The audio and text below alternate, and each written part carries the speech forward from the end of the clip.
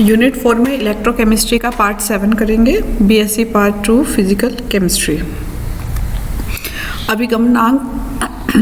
अभिगमनांक से पहले हम विद्युत रसायन के दो मेन प्रिंसिपल्स करेंगे। पहला ये है कि कोई भी जब दो सेल किसी भी सीरीज़ में जुड़े हुए होते हैं तो उन पे मुक्त हुए भारों की जो संख्या होती है उनके तलयांकी भारों के अनुपात में होती है। इसका मतलब अगर दो सीरीज़ में जुड़े हैं तो प्रत्येक के इलेक्ट्रोड पे जितने भी निक्षेपित हुए हैं पदार्थ के उनके ग्राम तुल्यांकों की संख्या जो है वो बराबर होगी। दूसरा, विभिन्न आयनों की जो गति है वो अलग अलग होती है। इसको आयनों की भिन्न भिन्न गति होते हुए भी इलेक्ट्रोड पर मुक्त हुई उनकी मात्रा समान किस तरह से होती है, ये हिटार्फ ने अपने एक सैद्धांतिक प्रयोग से बताया था। उसने एक सेल लिया और इस सेल के अंदर जो है उसको तीन खंडों में विभाजित कर दिया। ये ए पे जो है वो कैथोड है, बी पे एनोड है और ये दो बी और सी काल्पनिक दीवारें हैं। ये है नहीं, लेकिन इस एक तरह से उसने शो किया हुआ है कि अगर हम इमेजिन करें कि बी और सी दो दीवारें हैं तो ये कैथोड का खंड हो जाएगा, इसको एनोड खंड कहेंगे और ये बीच वाला जो है ये मध्य खंड कहेंगे। और इसमें चार कंडीशंस पे उसने जो है कंसंट्रेट किया है। पहली ये है कि जिसमें धारा प्रवाहित नहीं हो रही, तो हम देख रहे हैं कि यहाँ पे 6 पॉजिटिव आयन हैं, 6 नेगेटिव आयन हैं। बीच वाले खंड में 4 पॉजिटिव और 4 नेगेटिव हैं और इसी तरह से जो एनोड खंड है उसमें 6 पॉजिटिव हैं और 6 ही नेगेटिव हैं। फिर दूसरी कंडीशन ये वाली है और ये इलेक्ट्रिकल न्यूट्रल है, जितने पॉजिटिव हैं उतने ही नेगेटिव आयन हैं, तो ये सॉल्यूशन जो है वो इलेक्ट्रिकली न्यूट्रल है। फिर इसके बाद जब हम इसमें धारा प्रवाहित करते हैं, सेकंड कंडीशन लेते हैं, तो हम ये मत मानते हैं कि सिर्फ पॉजिटिव आयन मूव कर रहा है और नेगेटिव को एक बार स्थिर रखते हैं। तो जब पॉजिटिव जाएगा कैथोड की तरफ, तो जो पॉजिटिव आयन है जब कैथोड की तरफ जाता है तो हमने देखा यहाँ पे अब क्योंकि पॉजिटिव 6 थे, 2 चले गए कैथोड की तरफ, तो यहाँ कितने रह गए 4 और यहाँ पर 6 पॉजिटिव आयन थे तो ये 6 से हो गए 8। यहाँ पर हम देखें तो अगर इस सेक्शन की बात करें तो यहाँ पे 2 नेगेटिव आयन वापस उतने ही हैं जितने 6 यहाँ थे, 6 यहाँ हैं, 6 यहाँ थे, यहाँ हैं, लेकिन नेगेटिव आयन मूव नहीं किए। फिर भी इस सेक्शन के अंदर पॉजिटिव से 2 नेगेटिव आयन ज़्यादा हो गए और यहाँ पर 2 पॉजिटिव आयन ज़्यादा हो गए। तो क्या होगा कि ये दोनों पॉजिटिव आयन जो है एनोड पर निक्षेपित हो जाएंगे और ये जो 2 नेगेटिव आयन है ये कैथोड पर एनोड पर निक्षेपित होंगे। तो यहाँ पर देखा कि सिर्फ पॉजिटिव आयन मूव किए, लेकिन फिर भी नेगेटिव और पॉजिटिव दोनों आयनों की जो संख्या है वो बराबर जो है उसमें से ये निक्षेपित हुए। और लेकिन और जो बीच वाली जो खंड है उसके अंदर पॉजिटिव नेगेटिव पहले की तरह जो है वो बराबर ही रहे, इसमें कोई भी चेंज नहीं आया। इसके बाद हम मानते हैं कि पॉजिटिव और नेगेटिव दोनों का जो मूवमेंट है वो बराबर है और इस तरह से है कि यहाँ से 2 पॉजिटिव आयन गए हैं और 2 ही नेगेटिव आयन जो है वो एनोड की तरफ गए हैं। तो हम देखते हैं कि इधर 8 पॉजिटिव आयन आ गए और यहाँ 4 नेगेटिव रह गए और यहाँ 4 पॉजिटिव आ गए और 8 नेगेटिव हो गए हैं, जबकि बीच वाली जो खंड है वो पहले की तरह जो है वो स्थिर है। तो यहाँ पर ये जो 4 पॉजिटिव आयन है ये निक्षेपित होंगे और यहाँ पर भी ये 4 नेगेटिव आयन जो है यहाँ पर निक्षेपित होंगे। तो दोनों के मूव करने पे भी पहले की तरह ही जो 4 जो है आयन वो निक्षेपित हुए हैं। तीसरी कंडीशन हम ये देखते हैं कि जिसके अंदर धनायन और जो ऋणायन है इन दोनों की गति अलग अलग है। तो इस कंडीशन में हम यहाँ पर एज्यूम करते हैं कि यहाँ से 3 जो है नेगेटिव आयन मूव किए हैं और यहाँ से जो 2 पॉजिटिव आयन है वो यहाँ मूव किए हैं। तो जब यहाँ से 3 नेगेटिव आयन मूव किए और यहाँ से 2 पॉजिटिव आयन मूव किए तो हमने देखा कि यहाँ पे जो एक्सेस है वो 5 पॉजिटिव आयन की हो गई है और यहाँ से जो है नेगेटिव आयन की जो एक्सेस हुई है और ये एक्सेस यहाँ पर जो है फिर यहाँ पे ये निक्षेपित हो जाते हैं।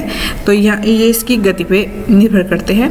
ये देखिए इससे 3 ऋणायन गति कर रहे हैं और CD से 2 धनायन गति कर रहे हैं। तो धनायनों की संख्या 8 और ऋणायनों की 3 रही AB चैम्बर में, तो 5 धनायन होंगे और अगर CD में से 2 धनायन निकल गए और 3 ऋणायन आ गए तो ऋणायनों की संख्या 9 हो गई जो एनायन पर मुक्त होंगे। तो दोनों ही 5-5 संख्या के अंदर जो है वो मुक्त होंगे। फिर इसके बाद 2 बातें स्पष्ट हुई कि धनायनों और ऋणायनों की गति चाहे कुछ भी हो, कैथोड और एनोड पर मुक्त हुए आयनों की संख्या बराबर रहती है और कैथोड और एनोड पर मुक्त हुए आयनों की संख्या धनायनों व ऋणायनों की गति के योग के बराबर होती है। तो सेकंड वाली स्थिति में धनायनों को जब हमने गति दी थी तो 2-2 ही थे और ऋणायनों व धनायनों की गति दो दो ही रही। और जब दूसरी स्थिति तीसरी स्थिति ली तो जब 4-4 ही रही, और चौथी स्थिति में गतियां 2 और 3 रही, यानी कुल 5, और दोनों इलेक्ट्रोड पर मुक्त हुए आयनों की संख्या भी 5-5 ही है। तो किसी भी विलयन में विद्युत धारा की जो मात्रा प्रवाहित होती है वह आयनों की गतिशीलता के योग के समानुपाती होती है। एक आयन के द्वारा जो विद्युत की मात्रा ले जाई जाती है वो उस आयन की गति के समानुपाती होती है। तो जो धनायन का अभिगमनांक और जो अभिगमनांक है, कुल प्रवाहित मात्रा का वह अंश जो प्रत्येक आयन के द्वारा ले जाया जाता है उस आयन का अभिगमनांक कहलाता है। और जो धनायन का अभिगमनांक है वो धनायन द्वारा ली जाने वाली मात्रा के समानुपाती होगा और डिवाइडेड बाय कुल धारा। तो U पॉजिटिव डिवाइडेड बाय कुल धारा, तो दोनों आयन लेके जाएंगे इसलिए U plus plus U negative, और ऋणायन का होगा U नेगेटिव, जो ऋणायन धारा लेके गया है उसकी गति के समानुपाती डिवाइडेड बाय दोनों की गति। और अगर हम इन दोनों को ऐड करें तो ये आ जाएगा 1। तो यानी कि जो धनायन और ऋणायन है इनके अभिगमनांकों का जो योग है वो 1 के इक्वल होता है।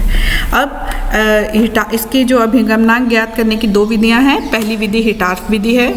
हिटार्फ विधि में ऊपर का सिद्धांत ही प्रयुक्त किया जाएगा कि जो धनायन और ऋणायन की गति है वो धनायन की गति समानुपाती होगी, क्योंकि जो एनोड भाग में सांद्रता की कमी, क्योंकि धनायन जो है वो कैथोड की तरफ जाएंगे तो एनोड के भाग में धनायन की सांद्रता में कमी हो जाएगी।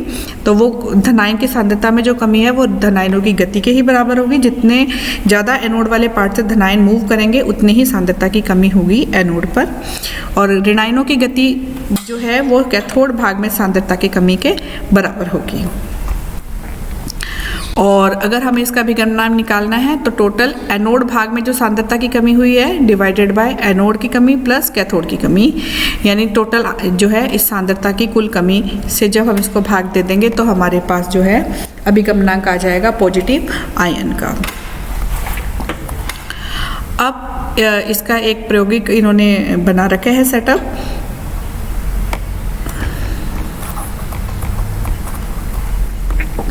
ये एक हिटार्फ का है। इसके अंदर 2 कांच की नलियां हैं। यहाँ पर ये एनोड जुड़ा हुआ है और ये कैथोड है। एनोड हम 2 तरह का ले सकते हैं, एक तो सिल्वर ले सकते हैं या फिर हम प्लैटिनम भी ले सकते हैं। अगर सिल्वर लेंगे तो वो सॉल्यूशन से रिएक्शन करेगा एनोड, क्योंकि सिल्वर सॉल्यूशन में आएगी, और अगर प्लैटिनम का लेंगे तो फिर वो इस सॉल्यूशन से कोई भी रिएक्शन नहीं करेगा। और यहाँ पर एक कूलोमीटर लगा रखा है। ये सिल्वर कूलोमीटर भी ले सकते हैं और कॉपर कूलोमीटर भी ले सकते हैं। ये दोनों सीरीज में जुड़े हैं, तो जितना यहाँ पर पदार्थ निक्षेपित होगा उतना ही इस कूलोमीटर में भी निक्षेपित होगा। तो इस पे निक्षेपित पदार्थ का अगर मान ले लिया जाएगा तो वो मीजर हम उससे कर सकते हैं भाग देके। तो यहाँ से, और ये एमीटर धारा के लिए धारा नियंत्रक है, कितनी धारा हमें इसमें प्रोवाइड करनी है धारा नियंत्रक से सेट कर सकते हैं हम।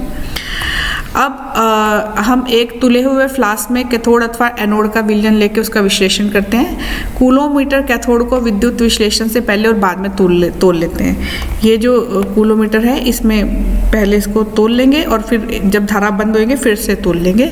तो जब सेल में 30 सेकंड तक I एम्पियर धारा प्रवाहित करते हैं तो कुल धारा की मात्रा होगी I/T, ये कूलाम में, और अगर इसको F96500 से डिवाइड कर देंगे तो ये फैराडे में आ जाएगी।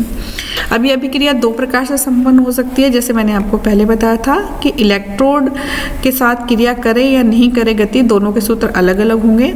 सबसे पहले हम देखते हैं कि इलेक्ट्रोड पे अभिक्रिया हो। अगर मान लीजिए हमने सिल्वर नाइट्रेट का सॉल्यूशन लिया है और सिल्वर इलेक्ट्रोड लगाया है, यहाँ पे हमने सिल्वर नाइट्रेट का सॉल्यूशन लिया है और सिल्वर इलेक्ट्रोड लगाया है, तो सिल्वर इलेक्ट्रोड से सिल्वर आयन सॉल्यूशन में आएंगे, तो ये अभिक्रिया इसमें कर रहा है। तो कुछ सिल्वर तो पहले से थी जब हमने इनिशियली सिल्वर नाइट्रेट लिया था, और कुछ जो है ये एनोड की अभिक्रिया से जो है सिल्वर इस सॉल्यूशन में आएगी।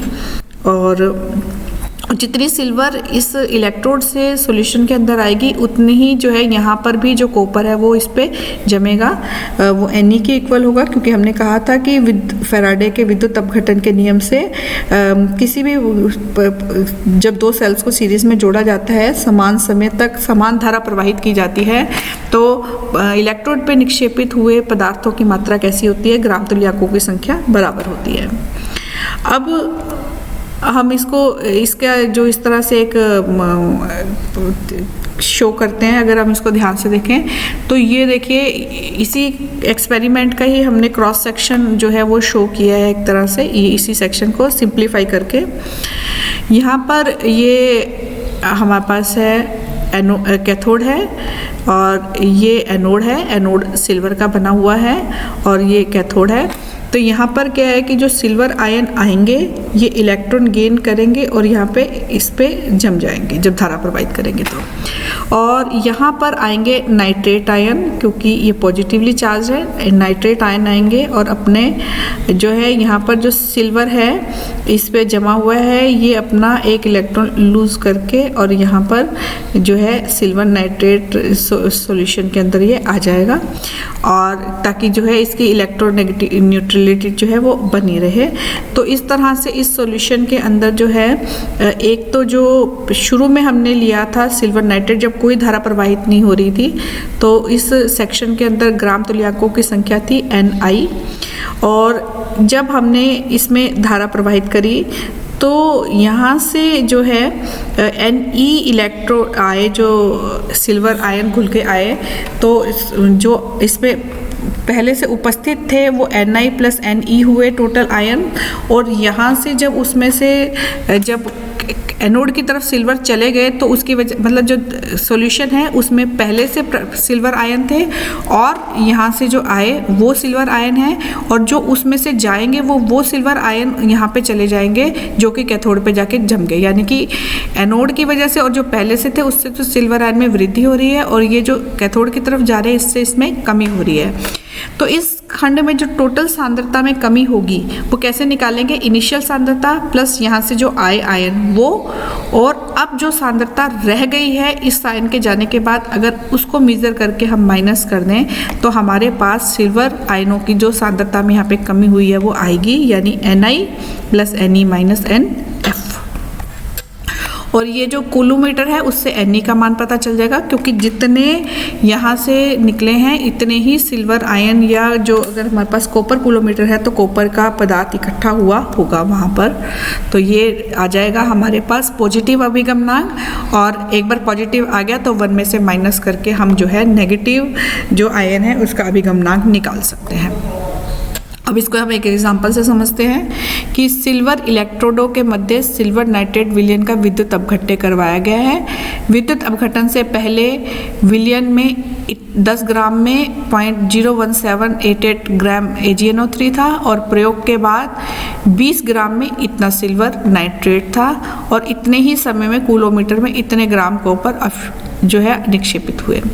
सबसे पहली बात कि ये दोनों जो ले रखे हैं ना हमारे पास विलयन, ये अलग अलग मात्रा में लिए हैं तो इनकी मात्रा भी समान करनी जरूरी है। तो सबसे पहले विद्युत अपघटन के पश्चात देखते हैं कि इतना तो टोटल विलयन का भार था और ये सिल्वर नाइट्रेट का भार था। तो इसमें सिल्वर की मात्रा थी 0.06227, तो और इसमें जो जल की मात्रा है टोटल विलयन के भार में से सिल्वर की मात्रा माइनस करने पे जल की भार आ जाएगा। तो इतने ग्राम जल में जो है 0.06227 ग्राम घुले हुए थे। तो ग्राम तुल्यांक निकालने हैं, क्योंकि फैराडे के नियम से ग्राम तुल्यांकों की संख्या में संबंध स्थापित है। तो ग्रामों में मात्रा 0.06227, और क्योंकि इनकी वैलेंसी 1 है दोनों की, तो इसका जो अनुभार है सिल्वर नाइट्रेट का वही इसका जो है तुल्यांकी भार होगा, तो 170 आता है वो। तो यहाँ से इसके इतने ग्राम तुल्यांक हो गए। तो 20.02773 ग्राम जल में Ag के जो ग्राम तुल्यांकों की संख्या वो हमने निकाल ली। इसके बाद विद्युत अपघटन से पूर्व वो Ne है।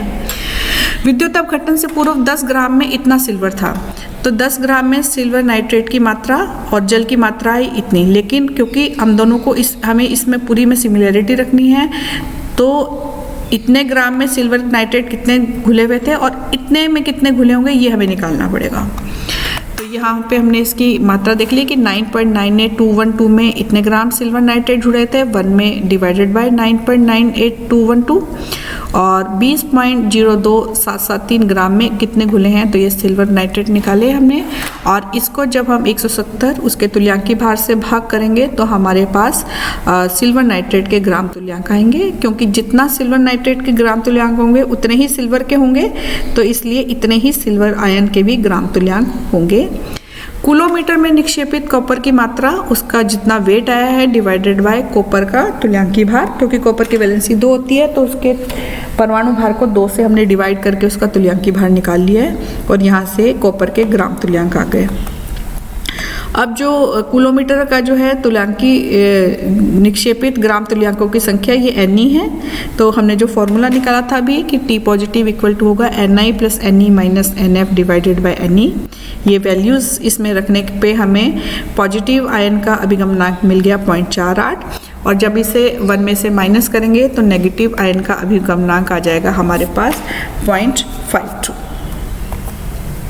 इसके बाद है जब इलेक्ट्रोड की अभिक्रिया नहीं हो, तो उसमें ये फ़र्क आएगा कि जब इलेक्ट्रोड की अभिक्रिया नहीं होगी तो जो ये वैल्यू जो इस एनोड से हमारे पास आयन आ रहे थे वो आयन नहीं आएंगे, यानी यहाँ पर जो हमने Ne प्लस किया था इसमें वो नहीं आएगा और यहाँ पे जो सांद्रता में जो चेंज आएगा वो आएगा Ni माइनस Nf, यानी कि जितने इनिशियल थे सिल्वर नाइट्रेट और अब जो सांद्रता रह गई है उसको जब डिफरेंस लेंगे तो वो आयन आ जाएंगे जो कि कैथोड की तरफ चले गए हैं।